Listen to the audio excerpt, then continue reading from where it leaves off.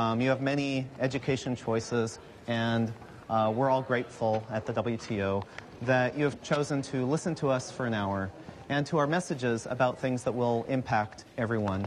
I'd like to say that by joining us here, you're essentially embarking with us on a mission.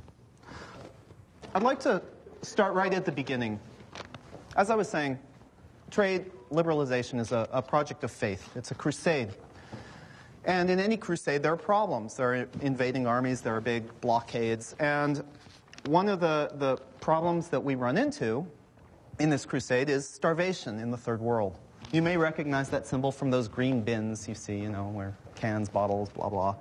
The kind of recycling I'm talking about that we have developed at the WTO is not really this irrelevant kind of recycling where the target, individual consumers like you and me or of non-edible industrial products, is such a tiny part of the problem.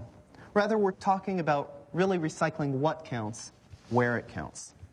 To begin to understand the theory behind this, you must first realize that the human body is not really very efficient. When ingesting heavy foods, only about 20% of the nutrients are absorbed by the alimentary passageway, while the other 80% finds itself expelled in post-consumer byproducts. Already 20 years ago, NASA scientists began to tap into this nutritional gold mine by developing filters that could transform their astronauts' waste into healthy, hygienic, and even delicious food once again. With the use of this technology, a single hamburger, for example, can be eaten more than 10 times, providing a cumulative total of 3 times the nutritional value of the original fresh hamburger. Now again, a certain amount of cultural openness is required as we investigate solutions. And I'd love to take any questions. Yes, you've been... Coming from a third world country, I found most of what you said pretty offensive. It's as if everyone is equal, but some are more equal than others. And who is to say whether people in the third world want a burger? I in my heart sometimes find it to agree that cultures deserve equal consideration, perhaps to develop on their own terms. But, we're different. We're culturally different. We're rich, they're poor. This is the most humane solution we can come up with that stays within the market logic. If it's all right, I could answer a portion of that question as well. And this answers the question about desire for the product, because the biggest growth areas are the developing world. And so, in fact, people do want the product. We do have a kind of video presentation about this that I came prepared to show. The program isn't actually completely ready yet. So, as you can see here, there's a consumer in the first world entering McDonald's and consuming a hamburger. And afterward, this is a process we're all familiar with.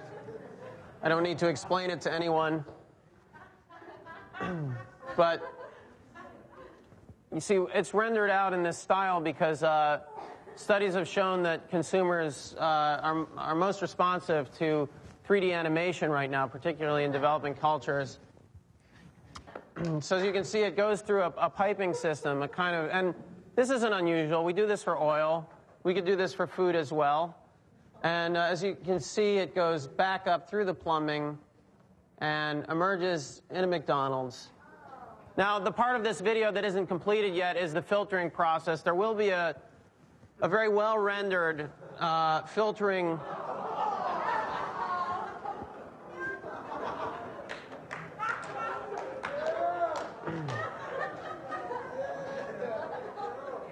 And as you can see, that might answer somebody's question from before, but at the McDonald's in a developing country, and in fact in this country as well, you would be able to choose the number 1, number 2, number 3, number 4, and number 5 would no longer refer to combinations of food, but rather just the number of times the product had been recycled.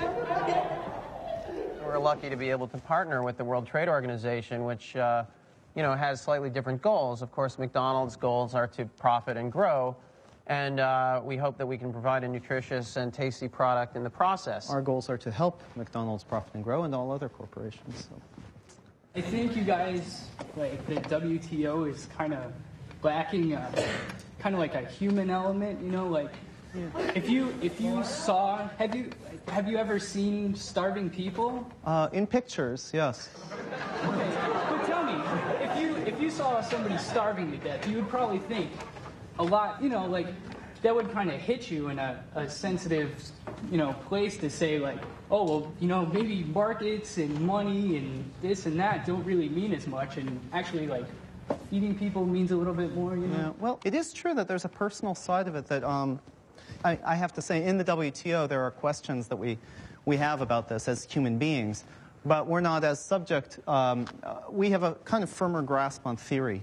We are able, fortunately, to simply direct world trade in a much more theoretical way in collaboration with our colleagues at the largest corporations. So, yes, probably if I went to these countries, I'd feel, I'd think about things a little differently, perhaps, but at the same time, I don't think I would forget all my schooling. I don't think I would forget, all these theories and so on. So perhaps one day I'll do that. This is a moneymaker, correct? Yes. Well, it's a moneymaker, starvation solver, sure. And how much does McDonald's pay you to come here and speak this garbage to us?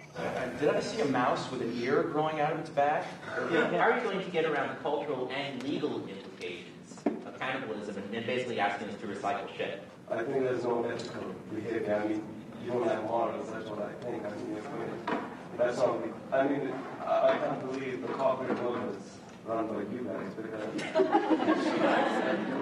I can't help but feel burned that way that the way I feed my cat with my dog, that's actually better. And the people you're talking about, we're talking about people here, aren't we? We're talking about people, and that seems we're giving them lower. We're giving them shit, literally. The reality is that we already treat people in the third world far worse than we treat our domestic animals. That's it's not saying it's right. It's just saying that's the reality.